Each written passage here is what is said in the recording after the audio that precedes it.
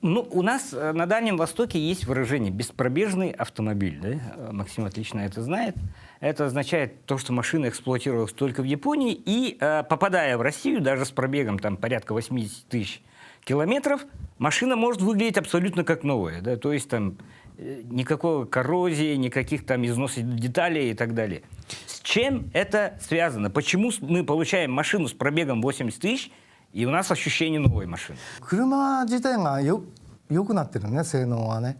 昔はもう8万キロも走ったらそれこそ誰も買ってくれないね、だけど今の車はすごく性能が良くなってるから8万キロぐらい全然なんともないでしょ、壊れないし。 Да, ну вот сейчас, во-первых, конечно, по сравнению со старой Японией автомобили бегают не так много. Раньше, например, 80 тысяч километров, это считалось вполне нормальный пробег. На ней ездили, и люди были уверены, что с ней ничего не произойдет.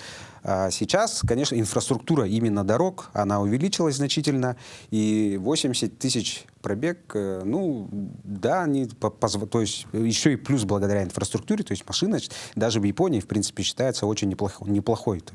僕らの時代から見るとね、 もっと良くなる。どんどん進歩してるっていうのは、 Дын-дын-дын. どんどん進歩してるっていう、 進歩してるのよくない。 発展してるっていうの。 発展してる. Ну и современные все-таки автомобили по сравнению со старыми моделями, они более технологичные, то есть каждый раз развивается. Вот. И ну, я считаю, что качество современных автомобилей, оно как будто лучше, чем старых моделей.